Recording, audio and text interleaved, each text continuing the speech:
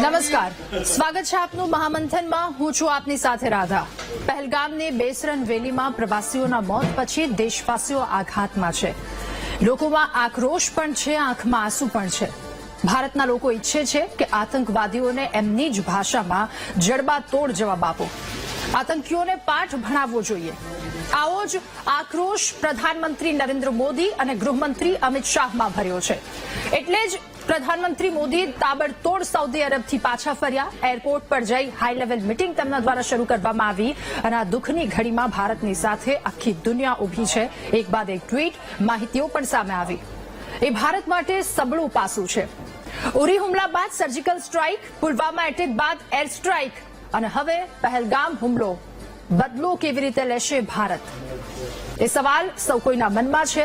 સૌ કોઈની આંખ રાહ જોઈ રહી છે કે કેવી રીતે ભારત દ્વારા બદલો લેવામાં આવશે. કેન્દ્ર સરકારે પહેલગામ આતંકવાદી હુમલાને ધ્યાને રાખી ગુરુવારે પાકિસ્તાની નાગરિકો માટે વિઝા સેવાઓને તાત્કાલિક અસરથી સસ્પેન્ડ કરી દીધી.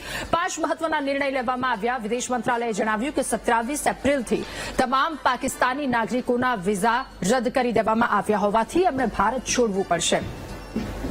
એમને મેડિકલ વિઝા મળ્યા છે. એમણે 29 એપ્રિલ 2025 સુધીમાં ભારત છોડવું પડશે. સ્પષ્ટપણે કડક આદેશ આપી દેવાયા છે. વિદેશ મંત્રાલયે પણ ભારતીયોને પાકિસ્તાનની યાત્રા ન કરવાની સલાહ આપી. કેન્દ્રીય ગૃહમંત્રી અમિત શાહ રાષ્ટ્રપતિને મળવા પહોંચ્યા.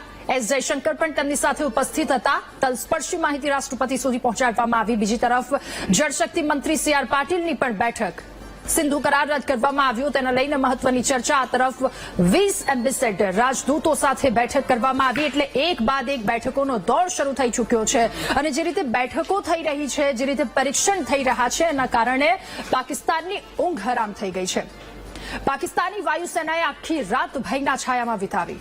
ભારતીય સેના પ્રમુખ જનરલ ઉપેન્દ્ર દ્વિવેદીએ આવતીકાલે એટલે કે 25 એપ્રિલે શ્રીનગરની મુલાકાત લેશે. પહેલગામ હુમલાને ધ્યાને રાખી સુરક્ષા પરિસ્થિતિઓની સમીક્ષા કરવામાં આવશે. Germany, Japan, Poland, Britain, Russia સહિતના ઘણા દેશોના રાજદૂતો સાથે દિલ્હીના સાઉથ બ્લોકમાં આજે વિદેશ મંત્રાલયના કાર્યાલયમાં પહોંચ્યા. ત્યાં પણ મીટિંગ કરવામાં આવી. પ્રધાનમંત્રી નરેન્દ્ર મોદીએ બિહારની એક રેલી દરમિયાન ખૂબ જ આકરા શબ્દોમાં અને સ્પષ્ટ શબ્દોમાં કહ્યું કે હું ખૂબ જ સ્પષ્ટ શબ્દોમાં કહેવા માંગુ છું કે આ આતંકવાદીઓ અને આ હુમલાનું કાવતરું ઘડનારાઓને એમની કલ્પના કરતા પણ મોટી સજા મળશે. એમને ચોક્કસ સજા મળશે અને હવે આતંકવાદીઓના બાકી રહેલા ઠેકાણાઓને નાશ કરવાનો સમય આવી ગયો છે. 140 કરોડ ભારતીયોની ઈચ્છાશક્તિ હવે આતંકના માસ્ટર્સની કમર તોડી નાખશે. ભારત પર ઊંચી આંખ કરીને જેણે જોયું છે પહેલગામનો હુમલો અને ઊંચી આંખ કરીને જોનાર આ આતંકીઓનો ખાત્મો કરશે. દેશ આખો બદલો માંગી રહ્યો છે અને આતંકીઓએ સમજવાની જરૂર છે, પાકિસ્તાને સમજવાની જરૂર છે, સૌ કોઈએ સમજવાની જરૂર છે કે આ એ ભારત ભૂમિ છે જેણે સદીઓના સપાટા ઝીલ્યા છે, સેંકડો વિદેશી આક્રમણો વેઠ્યા છે. આપણે એ માતૃભૂમિના સંતાનો છીએ. ભારતની સંસ્કૃતિ ઉત્કૃષ્ટ ઉમદા વિચારોની છે. માત્ર કોમળતા અને સુચારુતા આપણા સંસ્કારોમાં છે, આપણી સંસ્કૃતિમાં છે એવું નથી. વીરતા પણ આપણી રગે રગમાં છે અને વીરતા પણ આપણી સંસ્કૃતિમાં છે. ભગવદ્ ગીતામાં જ્યારે અર્જુન હથિયાર હેઠા મૂકી દે છે ત્યારે ભગવાન સંપૂર્ણ ગીતાનો ઉપદેશ આપતા પહેલા એક વાત કહે છે કે ઉભો થા અને યુદ્ધ કર. આપણે એ સંસ્કૃતિના વારસદાર છીએ. એટલે ઉરી, પુલવામા બાદ જે પ્રકારના જવાબ આપવામાં આવ્યા છે, જડબાતોડ જવાબ, ત્યારે પહેલગામ બાદ હવે કેવો જવાબ આપવામાં આવશે? મીટિંગ થઈ રહી છે, એક બાદ એક બેઠકો અને નિર્ણયો પણ લેવામાં આવી રહ્યા છે. એટલે સૌ કોઈની આંખ ત્યાં છે. અને બીજી વસ્તુ, પાકિસ્તાનની ઊંઘ હરામ છે. એક સવાલની સાથે આજનું મહામંથન કરીશું કે આતંકનો ભારત પર વાર, પાકિસ્તાન પર ક્યારે પ્રહાર? માનવતાના દુશ્મનો એમનો ખાત્મો ક્યારે કરવામાં આવશે? કારણ કે 32 આસપાસના દ્રશ્યો અત્યાર સુધી કોઈ નથી ભૂલી શક્યું. આજે પણ હચમચાવનારા એ દ્રશ્યો છે. 26 માસૂમોની હત્યાનો બદલો લેવા માટે સરકારનો હવે આગળનો પ્લાન શું છે એના પર પણ ચર્ચા. અને પાકિસ્તાનને પોષિત આતંકવાદનો સફાયો કેવી રીતે થઈ શકે? સવાલ એ પણ છે કે ભારત પાસે પાકિસ્તાનને પાઠ ભણાવવાના કયા કયા હવે વિકલ્પ છે? આ તમામ સવાલોના ચર્ચા જવાબ મેળવવાનો પ્રયત્ન કરીશું આજના મહામંથનમાં.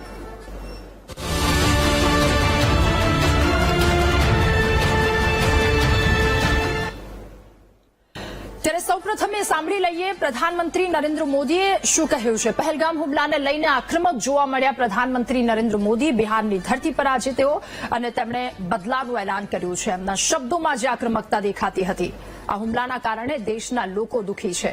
દેશની જનતા તમામ પીડિત પરિવારોની સાથે છે. આ હુમલામાં કોઈએ પોતાના ભાઈ, પોતાના પતિ, પોતાના દીકરાના જીવ ખોયા છે.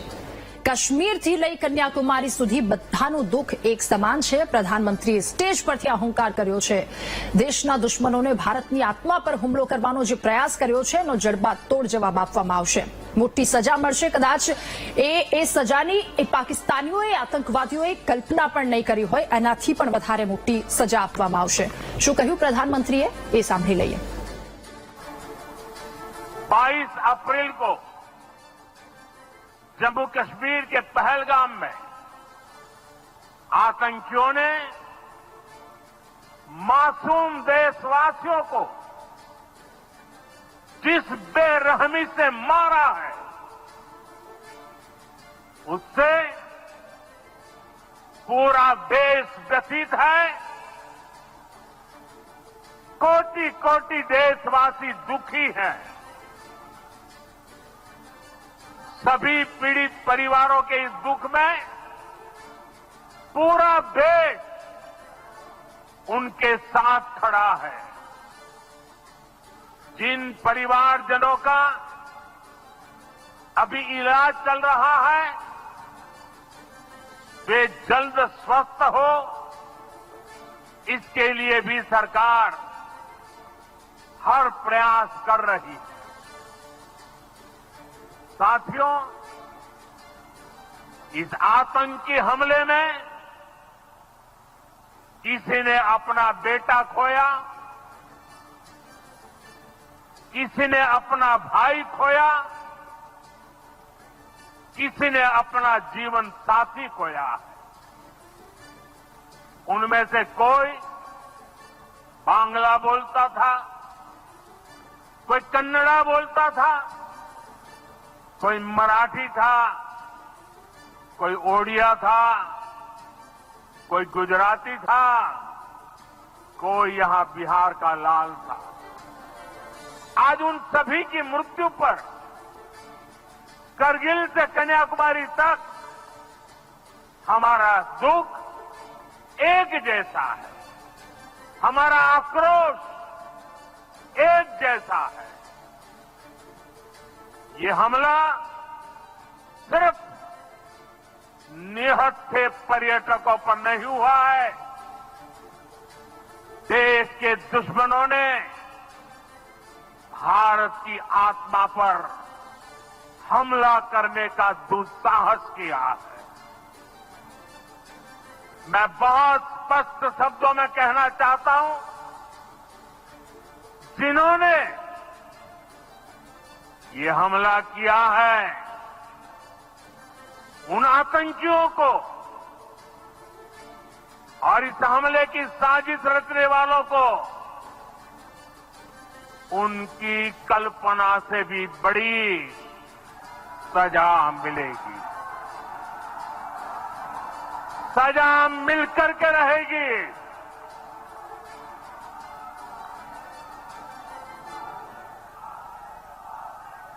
अब आतंकियों की बची खुची जमीन को भी मिट्टी में मिलाने का समय आ गया है.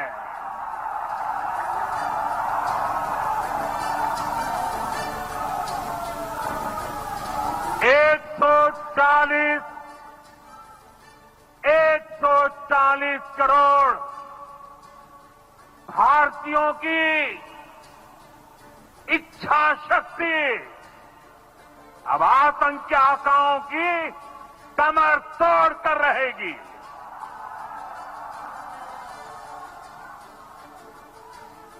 Friends, today from the soil of Bihar, I say to the whole world, India will identify, track and punish every terrorist and their backers.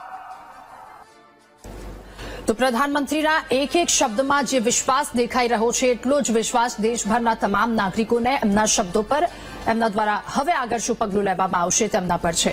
બીજી તરફ ગત રાતથી એ દ્રશ્યો સામે આવ્યા છે. ગુજરાત આખું હિબકે ચડ્યું. ભાવનગર અને સુરત, જેમાં 3 વ્યક્તિએ જીવ ગુમાવ્યા છે, મૃતદેહો આવ્યા, પરિવારજનોએ વસમી વિદાય આપી અને એક બાદ એક એ તમામ દ્રશ્યો સામે આવ્યા. ગુજરાતભરના લોકોમાં એક તરફ આક્રોશ છે, બીજી તરફ 3 ગુજરાતી ભાઈઓને ગુમાવ્યા એ વાતને લઈને દુઃખ પણ છે. મહામંથનમાં આ જ સમગ્ર મુદ્દા પર ચર્ચા કરવી છે. સૌપ્રથમ વાત કરી લઈએ કે જેમાં સુરતના શૈલેષભાઈ, જેમનું મૃત્યુ નીપજ્યું છે, એમના પત્ની આપણી સાથે આજે મહામંથનમાં જોડાયા છે.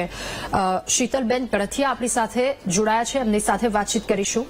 શીતલબેન, આપનું ખૂબ ખૂબ સ્વાગત છે મહામંથનમાં. શીતલબેન, આપનું દુઃખ તો અમે શબ્દો વડે નહીં બતાવી શકીએ અથવા તો નહીં સમજી શકીએ, શબ્દોમાં નહીં કલ્પી શકીએ. સવાલ, કાશ્મીરના પહેલગામમાં આતંકી હુમલામાં 26 લોકોના મૃત્યુ નીપજ્યા છે, એમાં આપના પતિ પણ ભોગ બન્યા, ત્યારે ક્રૂર આતંકવાદી ઘટનાને લઈને શું કહેશો? હવે એનો તો કોઈ જવાબ જ નથી કે એને શું કહેવું, એને શા માટે આવું કર્યું છે. નિર્દોષ લોકોની જાન લીધી છે અને જેને એને ગોળી મારી છે એની પાછળ એનો આખો પરિવાર હેરાન થાય છે. અત્યારે તેને કઈ મનસાથી ગોળી મારી છે આપણને ખબર નથી. તો ગવર્મેન્ટ જેમ બને તપાસ કરે એ લોકોની અને કાર્યવાહી કરે. શીતલબેન, આતંકવાદની ઘટના આપની નજર સામે બની ત્યારે નિર્દોષ લોકોમાં કેવા પ્રકારનો ડર હતો? કેવી રીતે ભાગદોડ મચી હતી? ડર તો મતલબ જે અત્યાર સુધી અમે ટીવીમાં જોતા હતા એ અમારી નજરની સામે હતું. ડર મતલબ અમે નજર ઉપાડીને જોઈ નહોતા શકતા કે શું માહોલ છે. આ આતંકવાદીઓ જ્યારે લોકોને નિશાન બનાવી રહ્યા હતા ત્યારે તેઓ લોકો તેમનો ધર્મ પૂછતા હતા અને એના આધારે લોકો પર હુમલો તેમના દ્વારા કરવામાં આવતું હતું. આ અંગે આપનું શું હા, માનવું એ છે? લોકોને અમને પણ કીધું હતું કે હિન્દુ અલગ થઈ જાઓ, મુસલમાન અલગ થઈ જાઓ. અને પછી એને 3 વાર કલમા બોલ્યું. જે મુસલમાન ભાઈ બહેન હતા એને સામે મુસલમાન જવાબ આપ્યો અને બાજુમાં જે અમે હિન્દુ ભાઈઓને એને ટાર્ગેટ કર્યો અને ઓન ધી સ્પોટ બધાને શૂટ કરી દીધા. શીતલબેન, તમારા પતિને આતંકવાદીઓએ ગોળી મારી ત્યારે તમે અને તમારો પરિવાર ક્યાં હતા? એ પરિસ્થિતિ શું હતી? ત્યારે આતંકવાદીઓને શું એ કેવા શબ્દો બોલતા હતા? કેવી ભાષા હતી? કેવી ધમકીઓ હતી? અને એ પણ પૂછું કે તમારા પતિને આતંકવાદીઓએ ગોળી મારી ત્યારે તમે ક્યાં હતા? અમે બસ બધા જસ્ટ ચેઇનમાં જ એકબીજાનો હાથ પકડીને બધા આજુબાજુમાં જ હતા. મારા પતિ મારી બાજુમાં હતા. આવી રીતે અમે બેઠા હતા તો એને રાઈટ ચેસ્ટ પર ગોળી વાગી તો એનું માથું મારા ખોળામાં અને મારી પાછળ મારા 2 છોકરાઓ. બધા એ જ સિચ્યુએશનમાં બેઠા હતા. બધા પોતાનું ફેમિલી ઢાંકીને બેઠા હતા કે કોઈને કશું થાય નહીં. તમારા પતિને ગોળી વાગી ત્યારે આતંકીઓ ભાગી ગયા, ગોળી મારી. તમે અને તમારા બાળકો કેવી રીતે બચ્યા? ત્યાંથી કેવી રીતે ભાગ્યા? એ સિચ્યુએશન તો મતલબ કોને બચાવવા ને કોની સાથે રહેવું. મતલબ મારા 2 બાળકો નાના, એક તરફ મારા પતિ જેનું માથું મારા ખોળામાં. ન તો એને મૂકીને મને જવાનું મન અને ન તો છોકરાઓને છોડવાનું મન. જો હું અહીંયા બેસું તો છોકરાઓનો જીવ રિસ્કમાં હતો કે ત્યાંના લોકો એવું કહેતા હતા કે જે લોકો બચી ગયા છે, મતલબ જે લોકોને સેફ છે એ લોકો પોતાનો જીવ બચાવીને નીચે જતા રહે. છોકરાઓનો જીવ બચાવીને તમે એ લોકોને લઈને નીચે જતા રહો. જે લોકો જખમી છે એને પોલીસ જોઈ લેશે, મેડિકલ સેવા આવશે તો અમે એ લોકોને હેલ્પ કરશું, પણ તમે લોકો અહીંયાથી છોકરાઓને લઈને જતા રહો. શીતલબેન, આતંકવાદીઓએ ગોળીબાર કર્યો, દરેકને મારવા માંડ્યા, ત્યારે અફરાતફરીનો માહોલ શું હતો? એ શું માહોલ? અને આતંકવાદીઓનો આતંકનો ખેલ કેટલા સમય સુધી ચાલ્યો? પછી ત્યાંથી કેવી રીતે લોકો ભાગ્યા હતા? મુશ્કેલથી 2 થી 5 મિનિટ 2 થી 5 મિનિટમાં એ લોકોએ આટલા પરિવારને બરબાદ કરી દીધા છે. નહીં, કેમ કે એ બધાને અમે તો ઓબ્વિયસલી મારા હસબન્ડને ગોળી વાગી છે, એ જખમી છે, તો મારું ફોકસ તો એનામાં જ રહેવાનું છે. બધાનું ફેમિલીનું ફોકસ પોતાના ફેમિલી મેમ્બરમાં જ હતું અને કઈ બાજુ જતા કે કોઈને આઈડિયા નથી. તમે અને તમારા જેમ અન્ય પરિવારોમાં પણ એમના નાના બાળકોની સામે એમના પિતા અને પતિને મરતા જોયા છે, ત્યારે આવા આતંકવાદીઓની સામે કેવો ગુસ્સો છે? કેવી કાર્યવાહીની માંગ છે?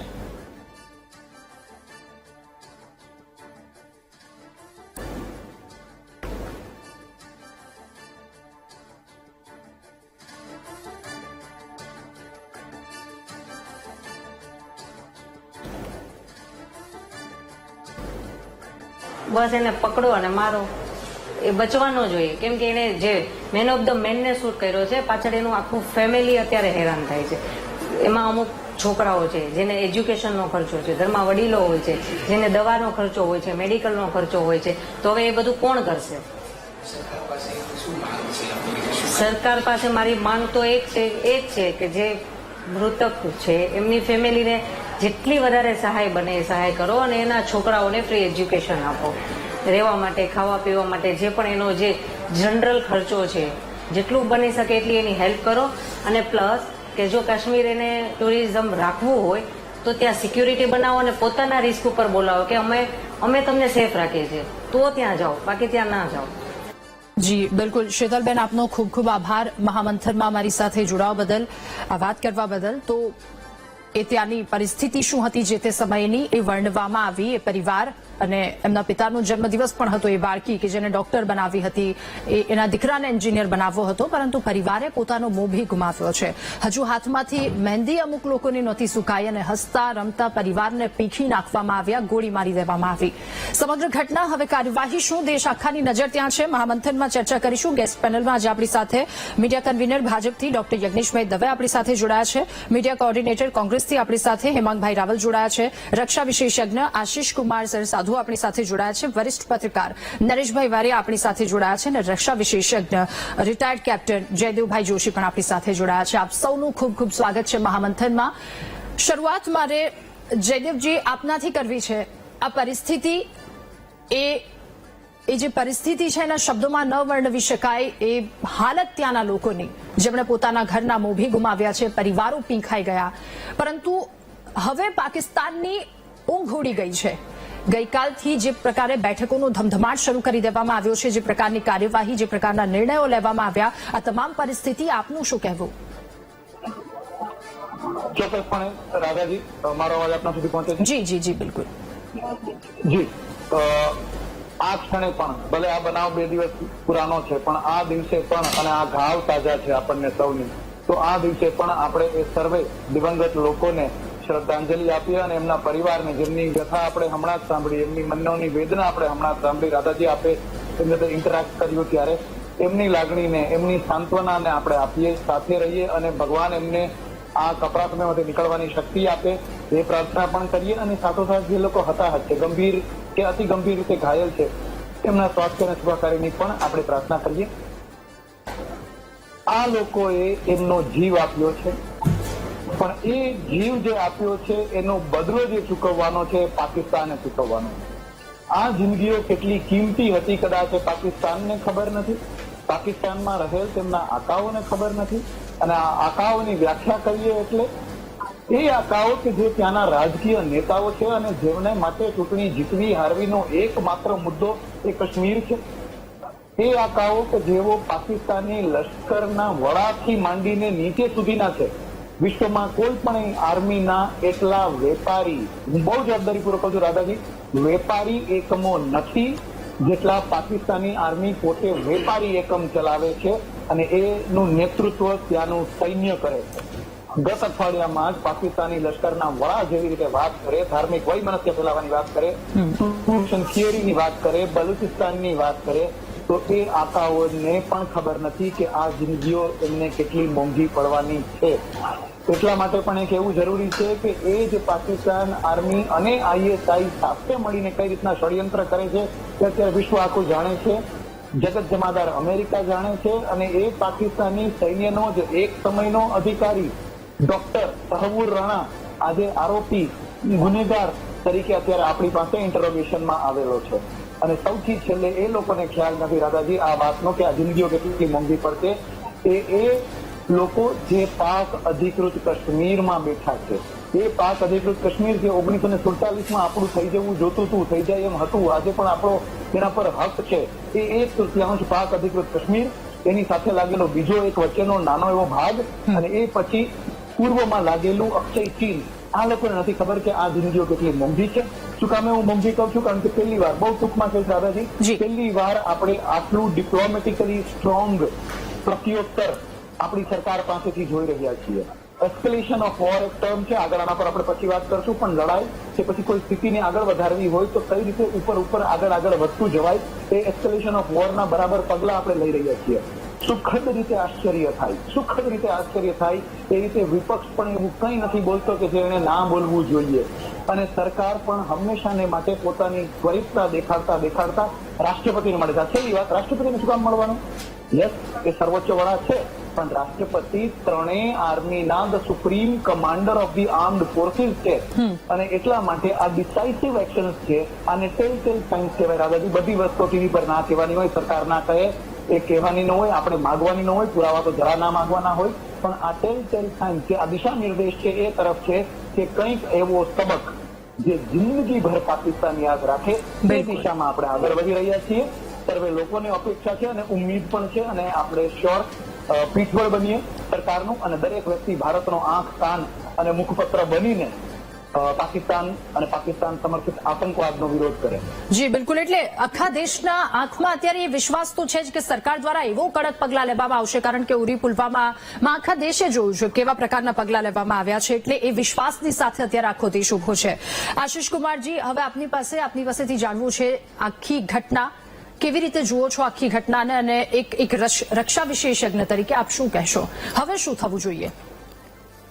આખી ઘટના, સૌપ્રથમ સર્વ મિત્રોને મારા જય હિન્દ. આખી ઘટના ઘણા દિવસથી, છેલ્લા 2 દિવસથી બધા જોઈ રહ્યા છે, આખું ભારત અને આખું વિશ્વ જોઈ રહ્યું છે, એટલે ખૂબ જ દુઃખદ ઘટના છે. એક કાયરતાપૂર્ણ પગલું લેવામાં આવ્યું છે, અને કદાચ એવું બી કહેવાય કે એક પ્લાન્ડ એટેક હતો. આ તમને ખબર હતી કે આ જગ્યાએ ટુરિસ્ટ આવે છે, તે લોકો વિચરતા હોય છે, ફેમિલી સાથે આવે છે, જો તેમને મારીશું તો એમને માર્યા પછી એક આખા નેશનને આપણે દુઃખની અંદર સરકાવી શકીશું. પણ એમને એ નથી ખબર કે ભારત એક એવો દેશ છે કે જે દુઃખમાં પણ આગળ વધવાનું જાણે છે, પોતાની જાતને સક્ષમ બનાવી, અને જે બી આ હરકત કરી છે તેનો બદલો લેવા માટે સક્ષમ છે. તો એમનો જવાબ તેમને ડેફિનેટલી મળશે. અને છેલ્લા 2 દિવસમાં જે બી સ્પેસિફિકલી કાલ ઇવનિંગ પછી જે ઇનિશિયેટ થયેલા છે સ્ટેપ્સ, ટેકિંગ કાઉન્ટર મેજર્સ, આમાં 2 રીતે આપણે ઓલવેઝ આને કાઉન્ટર કરી શકીએ છીએ. First is civilian side, admin side, જેને કહેવાય કે ભાઈ તમારા IAS, IPS, IAF અને તમારું જે ડિપ્લોમેસી છે ઓલ ટુગેધર, જેનો એક વર્ડ યુઝ કરીશ, ડિપ્લોમેસીથી આપણે આ વસ્તુને ટેકલ કરીશું. અને other portion to tackle this is from the military angle.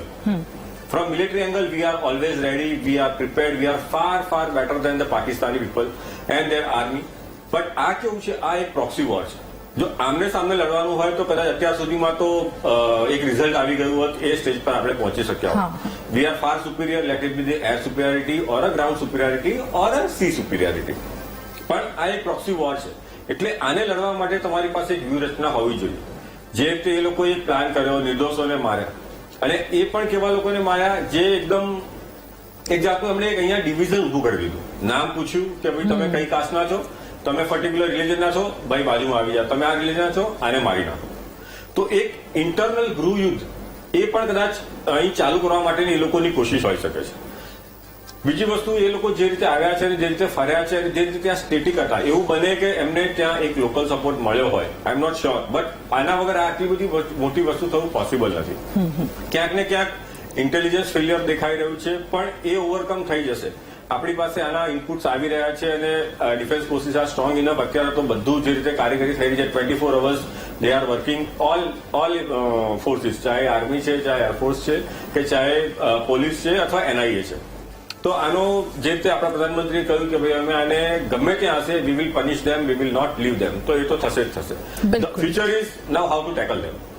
એમને ટેકલ કરવાના 2-3 તરીકાઓ જે છે. ફર્સ્ટ ઇઝ ડિપ્લોમેસી, અને તમે જોઈ રહ્યા છો કે ક્યાંયથી કોઈ પણ વ્યક્તિ એમ નથી કહી રહ્યું કે ભાઈ અમે પાકિસ્તાનની જોડે ઉભા છીએ. એની કન્ટ્રી ઇન્ક્લુડિંગ ચાઇના પણ એમ નથી બોલી રહ્યું કે ભાઈ આમાં પાકિસ્તાનને અમે સપોર્ટ કરીએ છીએ. તો પાકિસ્તાન અત્યારે એક રીતે આઇસોલેટ થઈ ગયું છે. As far as defence is concern, we are ready. તમારા ન્યૂઝલાઇનમાં હતું કે કાલે આખી રાત પાકિસ્તાની સેનાઓ ઊંઘી નથી શકતી, because we are far superior. અત્યારે આપણે બી એટલા જ હેવી એલર્ટ ઉપર છીએ, અને within a span of a very short time we can deliver the result, right? Okay. And third thing is catching those people and bringing them to the justice. બિલકુલ sir, ખૂબ ખૂબ આભાર. આપણી સાથે હવે નરેશભાઈ વરિયા, વરિષ્ઠ પત્રકાર પણ જોડાયા છે. નરેશભાઈ, જેવી રીતે હમણાં આશિષ સરે કહ્યું કે પાકિસ્તાનની ઊંઘ હરામ થઈ ગઈ છે. CCS બેઠક 5 મહત્વના નિર્ણય, 5થી વધારે. ત્યારબાદ રાષ્ટ્રપતિ સાથે મુલાકાત, આ તરફ જળશક્તિ મંત્રાલયમાં મુલાકાત, ત્યાં બેઠકોનો દોર. આ બધી જ વસ્તુ 2 દિવસનો તમામ ઘટનાક્રમ જોતા શું લાગે છે? પાકિસ્તાનના વળતા પાણી શરૂ અને કેટલા ઘાતક, કેટલા અઘરા રહેશે એમના માટે? રાધાબેન, જે પ્રકારે આ આતંકી હુમલો કરવામાં આવ્યો અને વડાપ્રધાને પણ જાહેર સભામાં આજે એમણે હિન્દીની સાથે સાથે અંગ્રેજીમાં પણ આ આતંકવાદને એને એક ચીમકી આપી છે. એટલે એનો ખૂબ જ મોટો એક એનો અર્થ થાય છે કે અમે હવે એના પરિણામ સુધી જવાના છીએ. વાત એ છે કે ગઈકાલથી વડાપ્રધાન જયારે UAE થી આવી ગયા અને એમણે જે મિટિંગોનો દોર શરૂ કર્યો અને સૌથી પહેલું, કારણ કે જ્યારે પણ આવી આતંકવાદી હુમલા થાય છે કે બે દેશો વચ્ચે પરિસ્થિતિ ઊભી થાય તો પહેલું પગલું રાજદ્વારી લેવામાં આવતું હોય છે અને ગઈકાલે આપણે આકરા રાજદ્વારી પગલાથી એની શરૂઆત કરી દીધી છે. એ અહીંયા ડિપ્લોમસીની રીતે આપણે શરૂ કરી દીધું છે. સિંધુ જળ જે કરાર છે એને આપણે સ્થગિત કર્યા છે. અટારી બોર્ડર જે છે ત્યાં આપણે એ બંધ કરી દીધી છે અને સાથે સાથે પાકિસ્તાનના જે અહીંયા નાગરિકો છે એને પણ અહીંયાથી એમ કહ્યું છે કે દેશ છોડીને ચાલી જાઓ. અને એનાથી પણ ગંભીર, ભારતે આ ઘટનાને ખૂબ જ ગંભીર એટલે લીધી છે કે પાકિસ્તાનીઓ માટે અને વિદેશના જે લોકો છે, અરબ કન્ટ્રી કે ત્યાંના લોકો માટે ભારતે મેડિકલ સારવાર માટેનું એક હબ છે. એમને સસ્તી સારવાર મળે છે, સારી સારવાર મળે છે. ત્યારે એ મેડિકલ સારવાર માટે અહીંયા જે લોકો આવતા હોય છે એમને પણ કહી દેવામાં આવ્યું છે કે 29 તારીખ સુધી તમે ભારત છોડી દો. સ્વાભાવિક છે કે ભારત આ વખતે ખૂબ જ આક્રમક રીતે આગળ વધી રહ્યો છે દેશ. અને બીજું કે માત્ર એ પાકિસ્તાનને આવા પગલા લઈને નથી, પણ તાજેતરમાં જ વિદેશ મંત્રીએ વિવિધ દેશોના રાજદૂતો સાથે પણ બેઠક કરી છે. એટલે આંતરરાષ્ટ્રીય મંચ પરથી ભારત કોઈ એક આકરું પગલું ઉઠાવે છે તો એને પણ આપણને સહકાર મળી રહે એ દિશામાં પણ પ્રયત્નશીલ છે. રાષ્ટ્રપતિને મળવું એ પણ એક મોટી ઘટનાક્રમ તરફ દોરી જાય છે. પરંતુ જે શરૂઆતના પગલા છે, હું માનું છું કે એ પગલાએ જ પાકિસ્તાનને હચમચાવી દીધું છે અને એટલે જ પાકિસ્તાને પણ, ઠીક છે એના દેશની વાત હશે પણ એને પણ થોડાક અત્યારે ગુંગવાયું છે ને થોડાક આપણી સામે જાણે કે ગોરખ્યા કરતું હોય ભારત સામે એવા પગલા લેવાની દિશામાં આગળ વધી રહ્યું છે. પરંતુ જે પ્રકારે પુલવામા થયું અને ઉરી ઘટના પછી ભારતે ખૂબ જ આક્રમકતાથી સર્જિકલ સ્ટ્રાઇક કરી, એર સ્ટ્રાઇક કરી. મને લાગે કે આ વખતે એનાથી પણ આક્રમક ઘટના બનવાની છે, પાકિસ્તાનને સબક શીખવાડવાનો છે. અને બીજું એક આ ઘટના સાથે એ પણ આપણે જોડવી જોઈએ, અમારા સુરતના જે શૈલેષભાઈ કળથિયાનું મૃત્યુ થયું અને બીજા જે 24 લોકોના હત્યા કરવામાં આવી, એમને આતંકવાદીઓના જે ઈરાદા હતા એ આ વખતે ઈરાદા ખૂબ જ સ્પષ્ટ છે કે એમણે પહેલી વખત, હું માનું છું કે ભારતની અંદર હુમલા ઘણા થયા છે, પાકિસ્તાન પ્રેરિત થયા છે, ભારતના કેટલાક ગદ્દાર લોકોની સામેલગીરીથી હુમલા થયા છે, પરંતુ ધર્મ પૂછીને કોઈની આવી નિર્મમ હત્યા કરવામાં આવે એ પહેલી ઘટના છે. અને એનો ઈશારો આ દેશની અંદર હિન્દુ અને મુસ્લિમોને લડાઈ મારવા, કોમવાદી વાતાવરણ ડોળા એ પ્રકારનો હતો. પરંતુ આજે ખરેખર બાબત એ છે કે આ દેશના, ભારતના લોકોએ એ ખૂબ જ સંયમિત રીતે અને ખૂબ જ આક્રોશપૂર્ણપણે જવાબ આપ્યો છે કે દેશમાં ક્યાંય એવી બાબત આવી નથી કે જેથી કરીને આતંકવાદીઓના જે ઈરાદા હતા એમાં સફળ થાય. ગઈકાલે સંપૂર્ણપણે જમ્મુ અને કાશ્મીર 35 વર્ષના લાંબા ગાળા પછી પણ બંધ રહ્યું. એ દર્શાવે છે કે ત્યાંના લોકો, હા હશે આ આતંકવાદી ઘટનાની અંદર કેટલાક ગદ્દારોએ એમને સાથ આપ્યો હશે, હુમલો કરવા માટે સેફ પેસેજ પૂરું પાડ્યું હશે, પરંતુ ત્યાંના લોકોએ પણ એક વાત તો સાબિત કરી દીધી છે કે અમે આ વખતે આવી ઘટના બની છે, આ નિર્દોષ પ્રવાસીઓની હત્યા કરવામાં આવી છે, ત્યારે અમે આ ભારત લોકોની સાથે છીએ. બાકી તમે હમણાં વચ્ચેના સમયમાં પણ જોશો 370ની કલમ હટી ગઈ પછી સાવ એવું પણ નથી કે કાશ્મીરની અંદર કોઈ આતંકવાદી હુમલા નથી થયા. ટાર્ગેટ કિલિંગ કરવામાં પણ આવ્યા છે. ત્યાં જે બહારના લોકો છે, જે શ્રમિકો હોય છે બિહારના, ઉત્તર પ્રદેશના, એમની આતંકવાદીઓ છૂટી છવાઈ હત્યાઓ પણ કરતા રહ્યા છે.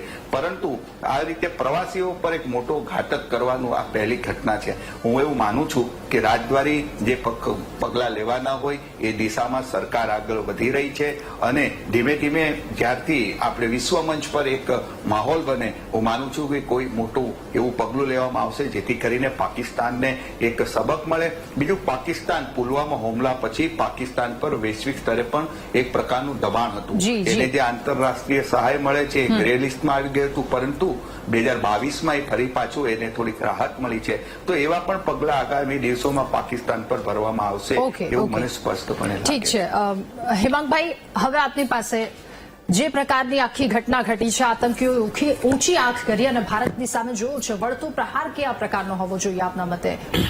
બિલકુલ, સૌપ્રથમ તો જે આ 26 નિર્દોષ લોકોના મૃત્યુ થયા છે અને 20 લોકો હજી પણ ગંભીર રીતે ઘવાયેલા છે. આ જે લોકો છે, આ એક કાયરતાપૂર્ણ હુમલો હતો. આ પાકિસ્તાનમાં એની સાજિશ રચવામાં આવી હતી અને આ કાયરતાપૂર્ણ હુમલો હતો. આ વાત જે હું અત્યારે કહું છું, એક ગુજરાત પ્રદેશની પણ ભારતીય રાષ્ટ્રીય કોંગ્રેસનું અધિકૃત સ્ટેન્ડ છે.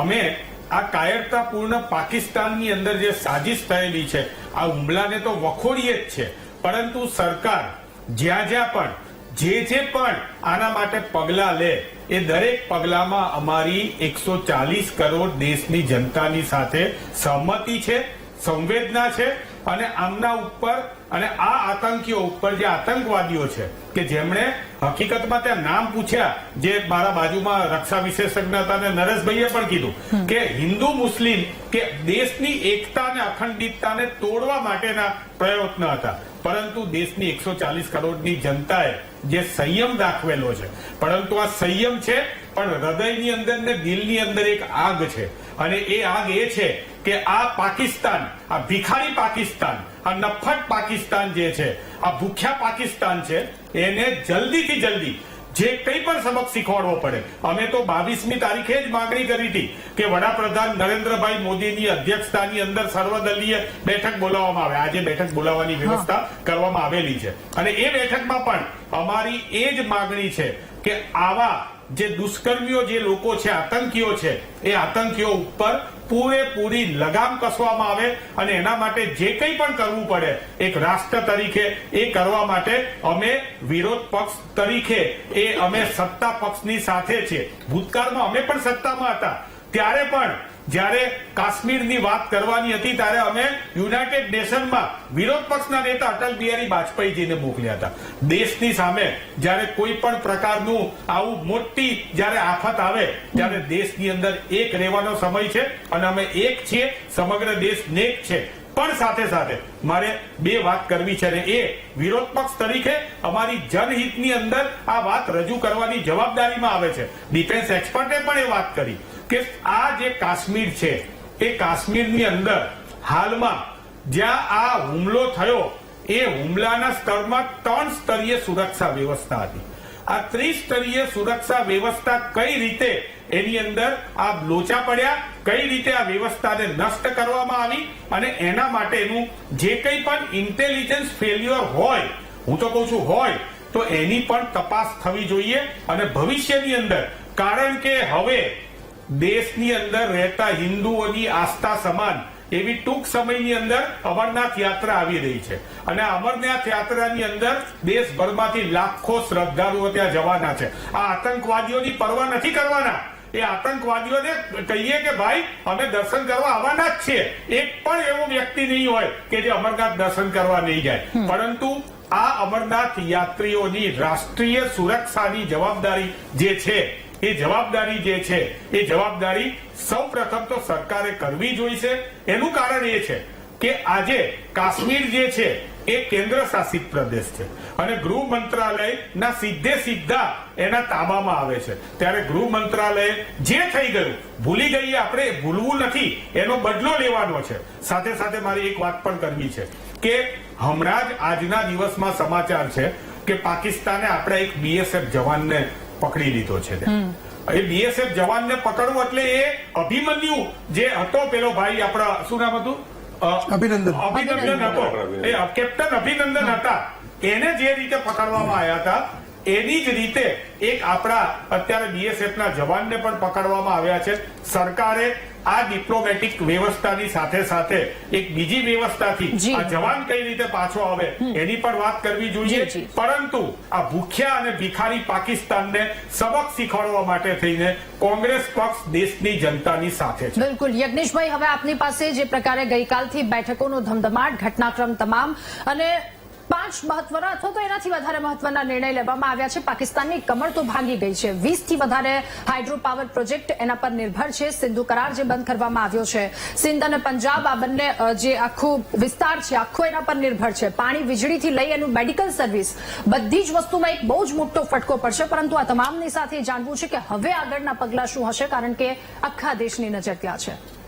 દાદા, જે ગુજરાતના 3 મૃતક છે એ નહીં, માત્ર આખા ભારતના જે 26 લોકો મૃત્યુ પામ્યા, એ 26 એ મારા ભારતીયો હતા. 26 માટે પૂરેપૂરા ભારતના 140 કરોડ લોકોની સંવેદના ચોક્કસ હોય.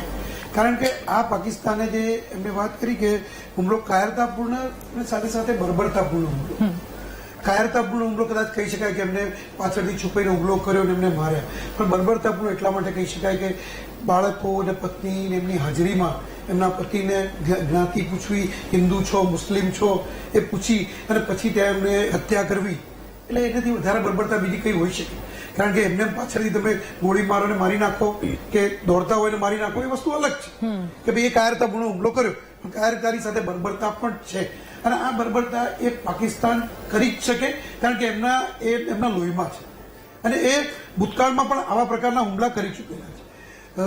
રહી વાત કે નિર્ણયોની, તો જ્યારે આ થયું ત્યારબાદ વડાપ્રધાન શ્રી પોતાનો પ્રવાસ ટૂંકાવીને આવી ગયા અને પાકિસ્તાને તો આજે જાહેર કર્યું કે અમે એર ઉપરની જે આપણી જે હવાઈ પટ્ટી છે કે પાકિસ્તાન ઉપરથી જવાની બંધ કરીશું.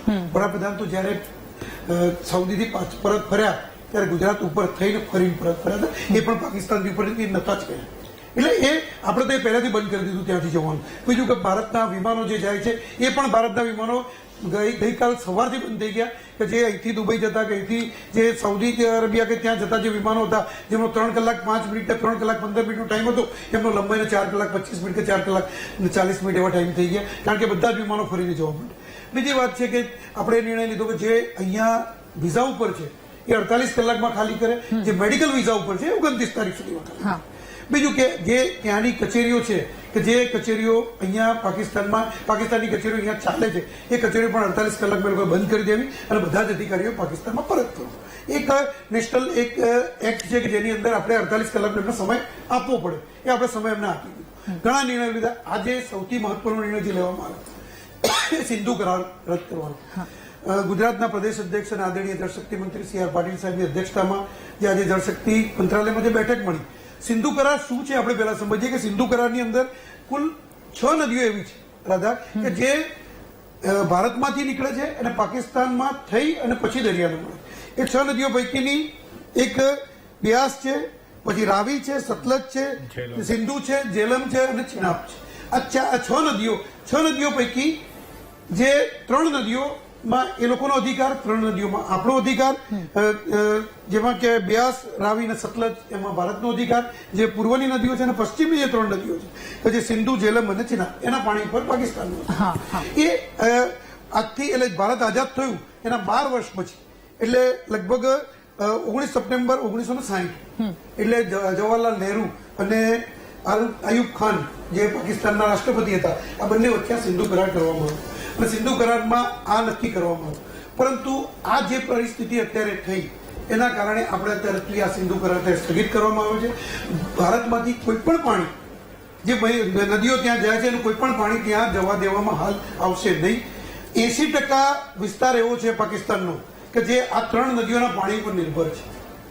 પાકિસ્તાનના 2 પ્રાંત એવા છે કે જેમાં સંપૂર્ણ વીજળી આ 2 નદીઓના પાણી પરથી મળે છે અને ઘણા બધા ઇન્ડસ્ટ્રી એ વીજળી ઉપર, એટલે એક પ્રકાર કહી શકાય કે આ જેમ એર સ્ટ્રાઇક કરી હતી એવી રીતે વોટર સ્ટ્રાઇક જે કરી એ ભારત દ્વારા કરવામાં આવી. બહુ મોટો નિર્ણય છે એ ભારત સરકાર દ્વારા કરેલો અને ભારત સરકાર પાકિસ્તાનની સામે કડક પગલાં લેશે. આદરણીય વડાપ્રધાનશ્રીએ જે પ્રમાણે આજે બિહારની અંદર જણાવ્યું, બહુ જ કડક શબ્દોની અંદર કોઈ દેશના વડાપ્રધાન જયારે બોલતા હોય ત્યારે એ એક વિશ્વ ફલકની અંદર એની નોંધ લેવાય કે ભારત જે કરવા જઈ રહ્યું છે એ ઘણું મોટું કરવા જઈ રહ્યું છે. અને વડાપ્રધાનશ્રીએ પણ કહ્યું કે એમને કલ્પના પણ નહીં કરી હોય એવી સજા એ લોકોને મળશે. કારણ કે આ હુમલો મેં કહ્યું એ પ્રમાણે આ 26 લોકો જે મૃત્યુ પામ્યા એમના ઉપર નહોતું, આ 140 કરોડ ભારતવાસી ઉપર નહોતું. અને આ હુમલાને જો સહેલાઈથી લેવામાં નહીં આવે એવું વડાપ્રધાનશ્રીએ પણ કહ્યું.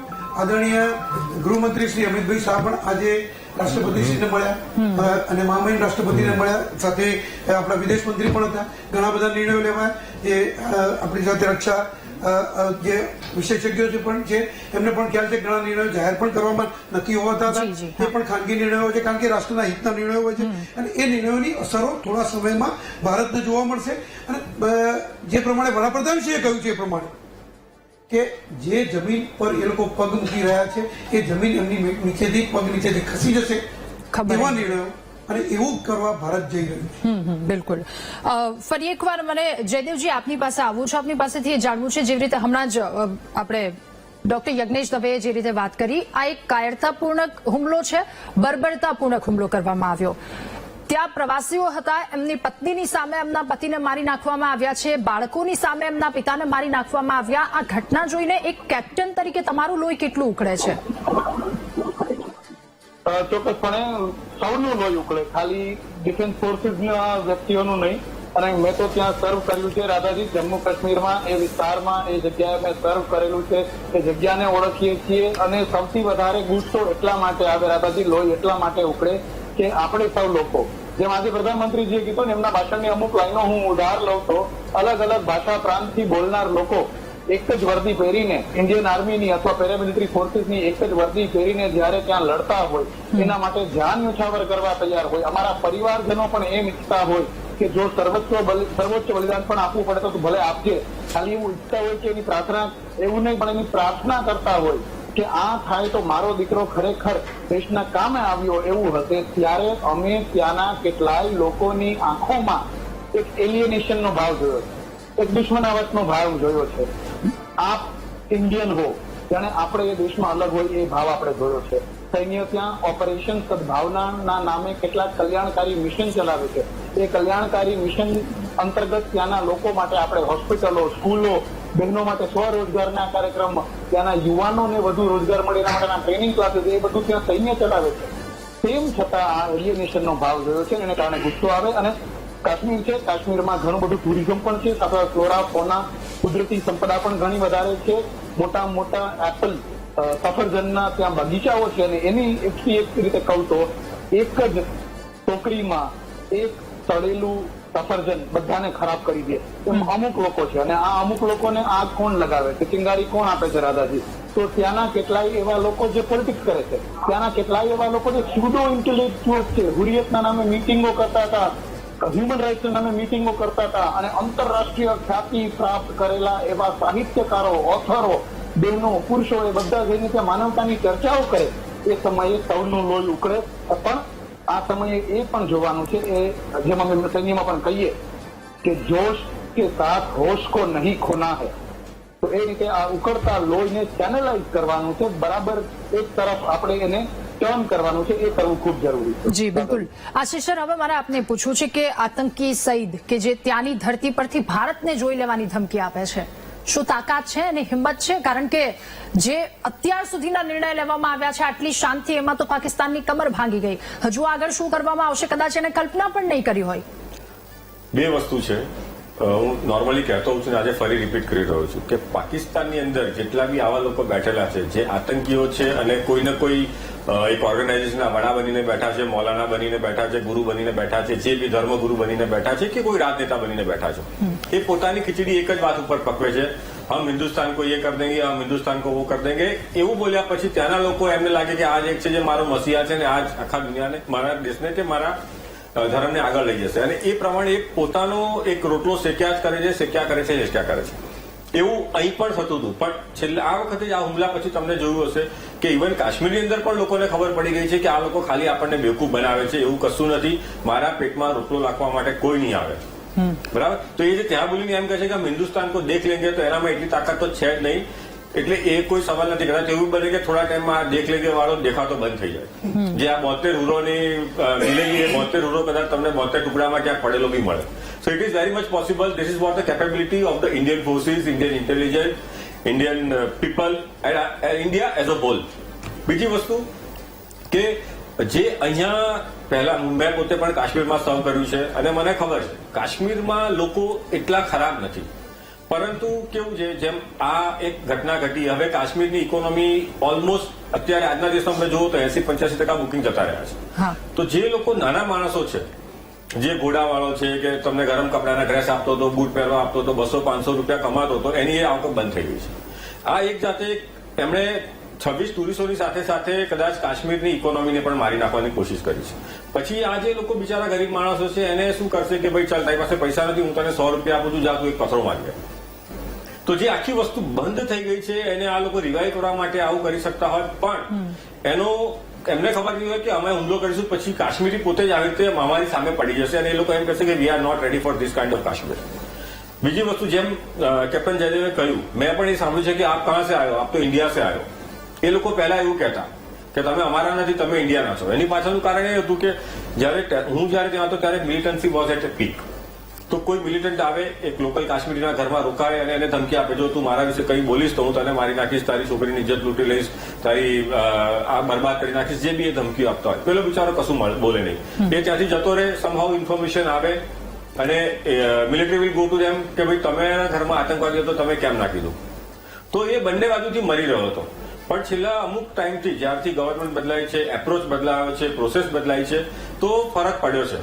એમને ખબર છે કે આ લોકો મારું કંઈ નહીં કરે, કારણ કે આ લોકો પેલા પારથી આવે છે, જે કરશે મારું હિન્દુસ્તાન અને હિન્દુસ્તાની જનતા કરશે, હિન્દુસ્તાની સરકાર કરશે. એટલે હવે એ લોકો ઇન્ડિયા તરફ વળ્યા છે અને આ વસ્તુ આગળ વધવી ખૂબ જરૂરી છે. એટલે જે ત્યાં બેસીને બોલે છે કે હમ હિન્દુસ્તાન કો દેખ લેંગે, એ દેખવા સિવાય કંઈ કરી શકવાનું છે.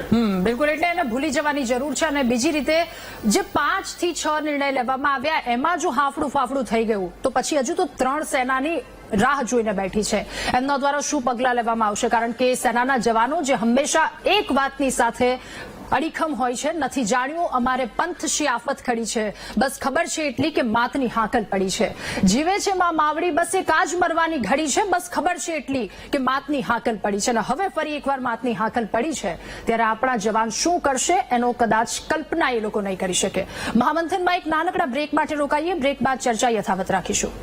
મહામંથનમાં ચર્ચા કરી રહ્યા છીએ કે આતંકીઓએ ભારતના મસ્તક પર વાર કર્યો છે, ભારત પર વાર કર્યો છે, તો હવે ભારતનો વળતો પ્રહાર કેટલો ઘાતક હશે, સૌ કોઈની નજર ત્યાં. ફરી એકવાર ચર્ચા યથાવત રાખીશું, આગળ વધીશું. નરેશભાઈ, હવે આપની પાસે જે માસૂમોના મૃત્યુ નિપજ્યા છે, હવે આગળ શું થવું જોઈએ? આ બદલો લેવા માટે શું એક પત્રકાર તરીકે આપ શું કહેશો?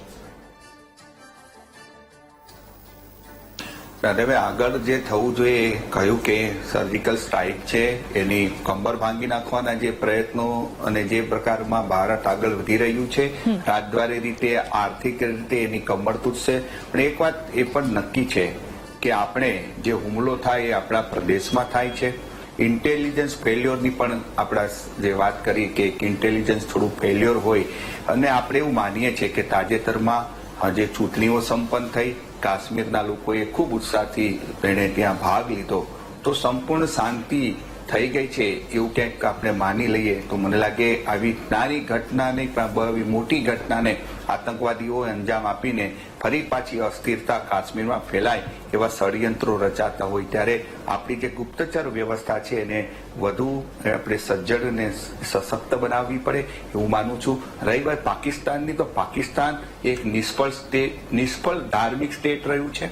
આતંકવાદ એની નીતિ છે અને આપણે જોઈએ છે કે કોઈ પણ ઇસ્લામિક જે આતંકવાદની વાત છે એનું કેન્દ્રબિંદુ પાકિસ્તાન રહ્યું છે. ઓબામા બિન લાદેન જેવો આતંકવાદી પણ પાકિસ્તાનમાં છુપાયો હતો, હબેટામાં, એ આપણને ખબર છે. તો આવા સ્ટેટ પાસે આપણી કમનસીબી છે કે ભારત દેશનું વિભાજન થયું અને પાકિસ્તાન નામનો એક ભસ્માસુર આપણા પડોશી તરીકે ઉભર્યો છે. તો હવે એ છે તો એને કઈ રીતે સામનો થઈ શકે? તો આ રીતે જયારે ઘટનાઓ બને, સિંધુ જળ યોજના જે છે, જે સંધિ એ આપણે સ્થગિત કરી છે, એ વાત પણ આપણે ધ્યાનમાં રાખવી જોઈએ. એ આપણે સીધી રદ નથી કરી શકવાના, કારણ કે એક આંતરરાષ્ટ્રીય કરારનો એક ભાગ છે. એની અંદર વિશ્વ બેંક જેવી એક સંસ્થા ગેરેન્ટર છે. પરંતુ અત્યારે જે બંધ કરી એની એક અસર ચોક્કસ પાકિસ્તાન પર પડવાની છે. જી. આપણે સીધું યુદ્ધ પાકિસ્તાન સાથે થાય એવી હું કોઈ એવી શક્યતા જોતો નથી. પરંતુ જે પ્રકારે પાકિસ્તાનની અંદર આપણે ગર્વ ભારતમાં એટલે લઈ શકીએ કે આટલો મોટો દેશ છે, 30 જેટલા રાજ્યો છે, ભાષા છે, આટલી વિભિન્નતા છે, તથા ભારત દેશ એક છે. પાકિસ્તાનના તો 1971માં ભાગલા થઈ ગયા. પીઓકે માં ઉકલતો ચરુ છે, બલુચિસ્તાન આપણને ખબર છે. તો જે દેશ એની પોતાની બરબાદી તરફ આગળ વધી રહ્યો છે ત્યારે ત્યાં સત્તા લોકશાહી ક્યારેક આવી નથી. જ્યારે પણ છે આપણે ત્યાં સરમુખત્યારશાહી છે, ક્યાં તો સૈન્યના હાથમાં જે સત્તાની કમાન રહી છે. એટલે આવા નિષ્ફળ દેશ સામે લડવું હું માનું આપણા માટે પણ એક પડકાર છે. પરંતુ જે પ્રકારે જ્યારે આવી ઘટના બની છે, ભારત સરકારે એને જડબાતો જવાબ આપ્યા છે. એ ભૂતકાળના કોઈ પણ શાસન હોય, આપણે એવું માની લેવાનું નથી કે ભૂતકાળમાં પણ આપણે નરમ રહ્યા હતા.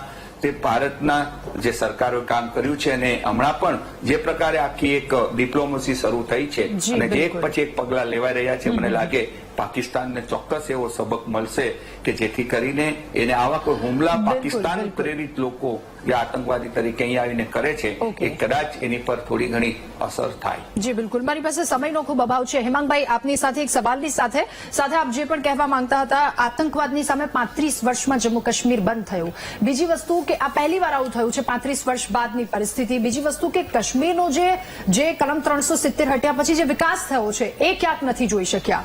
જો સૌપ્રથમ તો ઉરીની ઘટના બની, કારગિલની ઘટના બની, પુલવામા બની, અમરનાથ એક વખત બની ગઈ, પઠાનકોટ 2 વખત બની, કંદહાર આપણે જૂનું જોઈએ તો એ બન્યું, પહેલગામમાં જે અત્યારે ઘટના બની, આ બધી નિંદનીય છે. આજે શરૂઆતમાં જે બહેન અહીંયા આવ્યા હતા એમની જે વ્યથા અને વેદના હતી એમના ઘરના વ્યક્તિને ગુમાવવાની, એ આપણે સૌએ એ વેદના આપણા હૃદયમાં જન્માવવી પડશે. અને છે જ અમારા આદરણીય પ્રદેશ પ્રમુખ શક્તિસિંહજી ગોહિલ જે દિવસે આ બનાવ બન્યો એના બીજા દિવસે ત્યાં જમ્મુ કાશ્મીરમાં હતા.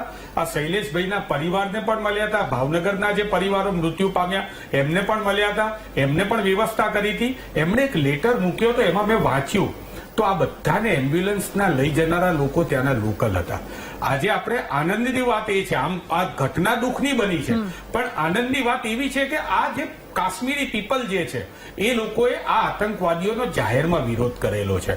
એક કાશ્મીરી વ્યક્તિ પણ જે છે પોનીવાળા, એનું પણ મૃત્યુ થયું છે આની અંદર, કે જે આતંકવાદીઓની સામે લડતા હતો, એટલે ઘોડે સવાર હતો એનું. એટલે આ જે આતંકવાદીઓની મેલી મુરાદ હતી હિન્દુ મુસ્લિમ વચ્ચે દેશની અંદર ખટરાક પેદા કરવો, એ બળ નથી આવી. પરંતુ આગામી દિવસોમાં જ્યારે અમરનાથ યાત્રા આવે ત્યારે વ્યવસ્થા ચુસ્ત કરવાની જવાબદારી પણ સરકારની છે. ઠીક છે યજ્ઞેશભાઈ, આપની પાસેથી અંતિમ પ્રતિક્રિયા. ઉરી, પુલવામા, ત્યારબાદ હવે આખા દેશની નજર ત્યાં, સાથે અંતિમ પ્રતિક્રિયા પણ.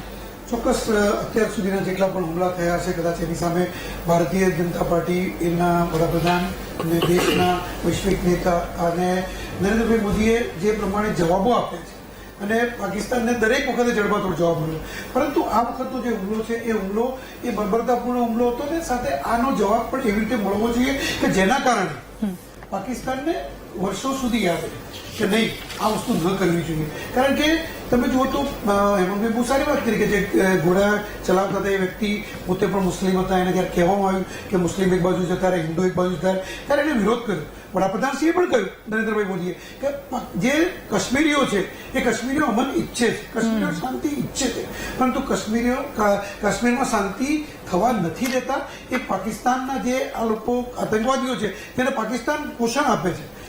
ભલે કે ઓસામા બિન લાદેન હોય કે કોઈ બી હોય, એ ભૂતકાળની અંદર પાકિસ્તાનમાં જ રહેલા હતા. એટલે એ લોકોને પાકિસ્તાન પોષણ આપે છે. આવા વ્યક્તિઓ કે આવા સંગઠનો કે જેને પાકિસ્તાન સમર્થન કરે છે અને એવા સંગઠનોને પાકિસ્તાન સમર્થન ન કરે અને પાકિસ્તાનને એવો જવાબ મળે કે જેના કારણે કે પાકિસ્તાન ઓલરેડી હેમંતભાઈએ પણ આમાં શરૂઆતમાં વાત કરી ભિખારી થઈ ગયેલી છે. કારણ કે એમની પાસે આજે ખાવા નથી એવી પરિસ્થિતિમાં છે. પાકિસ્તાનના લોકો એક અનાજની એક થેલી લેવા માટે લાઈનમાં ઉભું રહેવું પડે એવી પરિસ્થિતિ છે. ત્યાં આગળ વહીવટના ઠેકાણા નથી, એમાં સત્તાના ઠેકાણા નથી, એમાં શાસનના ઠેકાણા નથી. જેટલા પણ અત્યાર સુધીમાં એમના ત્યાં એમના આઝાદી બાદ જેટલા પણ વડાપ્રધાન થયા એ બધા જ વડાપ્રધાનો જેલમાં ગયા અને ફાંસીએ પણ ગયા. આ બધી જ વાત છે પાકિસ્તાનની. એટલે ત્યાં કોઈ એથિક્સ નથી. હવે એથિક્સ વગરનો દેશ છે, જ્યારે એથિક્સ વગરનો દેશ એ આતંકવાદને પોષણ આપે છે. પરંતુ એ એથિક લોકોને આતંકવાદને પોષણ આપી અને ભારત પર જો આવા હુમલા કરતું હોય તો ભારતે એનો ચોક્કસ જવાબ આપશે. અને જે પ્રમાણે વડાપ્રધાન, હું ફરીથી મારી વાતને દોહરાવું છું કે જે પ્રમાણે વડાપ્રધાનશ્રીએ કહ્યું છે એ પ્રમાણે આજે એની શરૂઆત પણ થઈ ગઈ છે. આજે આપણે એની પર વોટર સ્ટ્રાઇક પણ કરી અને એ રીતે કઈ રીતે એની કમર તોડવી, બહુ સારી વાત કરી હતી. નરેશભાઈએ પણ કરી આ કમર તોડવાની વાત, અને આશીષભાઈએ પણ કરી કે એને કઈ રીતે એની કમર તોડવી. એ એક ડિપ્લોમેટિક રીતે ભારત આગળ વધી રહ્યું છે અને એ ભારત ચોક્કસ આ વખતે પાકિસ્તાનને જવાબ આપશે.